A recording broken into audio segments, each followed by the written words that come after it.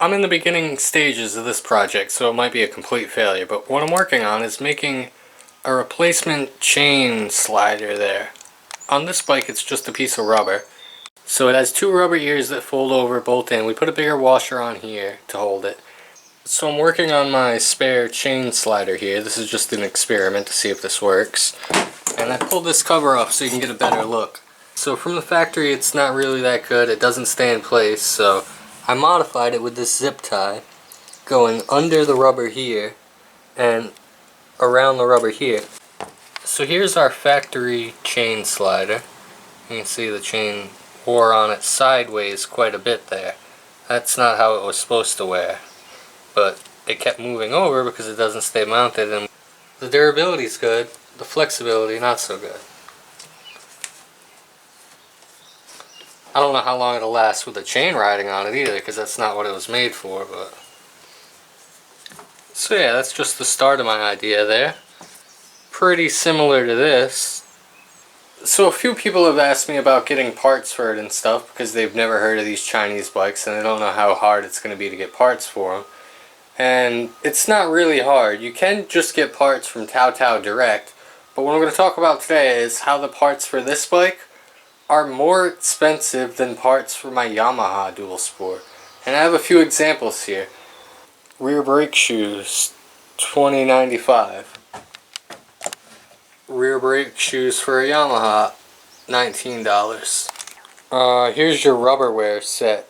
So that's $34.95. And it comes with a few other little bits in there. But mostly the chain slider. So if you want to replace your chain slider, I guess they don't sell it individually, it's going to be $34.95. There's another lever to compare it to, so even if you compare that to the Yamaha lever, it's still $9 more expensive.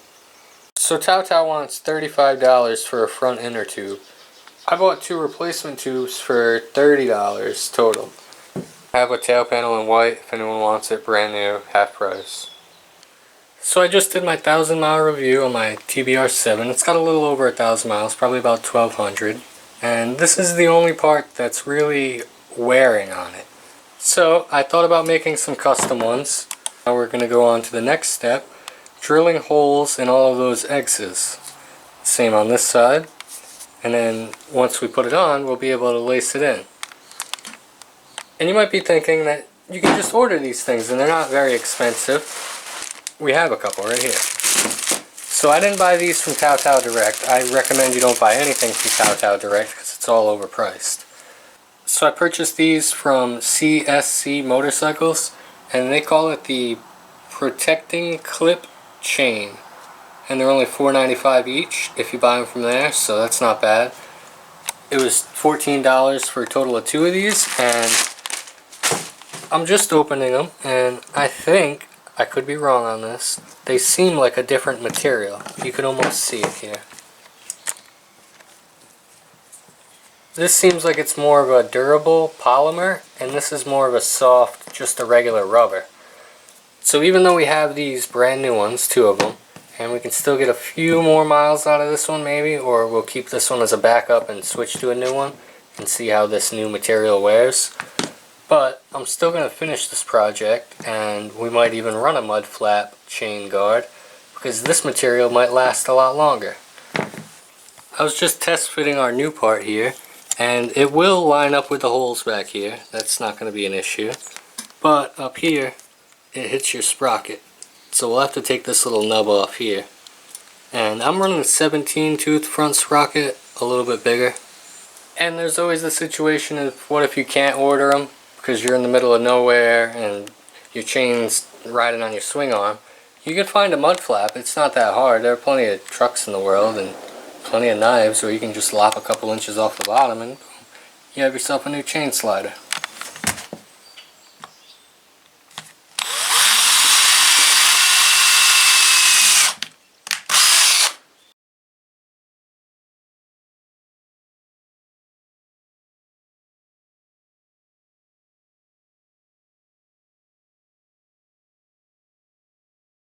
So I was just going to put a couple zip ties on here to show you that in theory it would work, but it's actually looking very promising.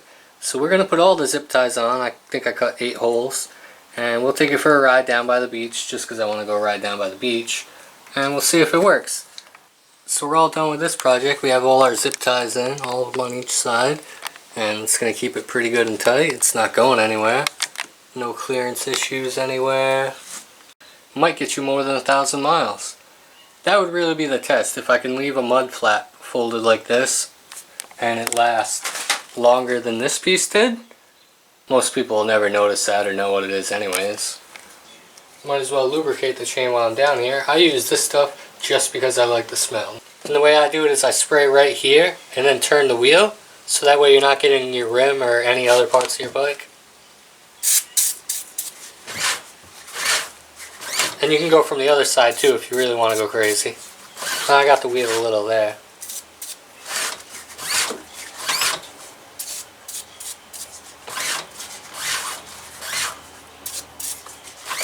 There it is with the cover on. It fits behind it perfectly. I didn't have to touch it. So I think that's a pretty good do-it-yourself fix if you don't want to spend the $4.95 on the new chain slider, or you can order them. You can make them out of mud flaps. You'll be fine. So I'll reset the trip right now, and then we'll see what happens. We're just over 2,000 kilometers.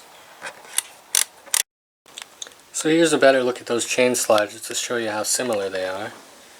I mean, the little triangle knob, everything. Pretty much dead on. Hopefully a better material, lasts a lot longer.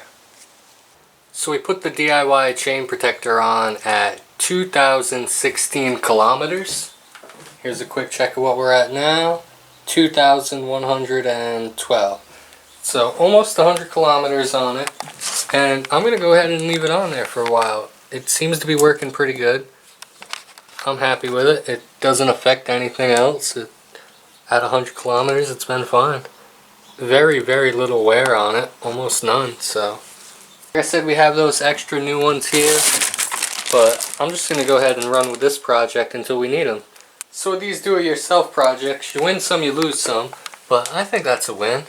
That's a pretty solid idea for fixing that. Just cut a hunk off a random old mud flap and zip tie it on. Now I didn't do any measuring as to how far from the edge I should drill these holes and have them not rip out, but it seems very sturdy. They're not ripping out or anything, and if that were the case, you would just drill it back further. But yeah, I like it.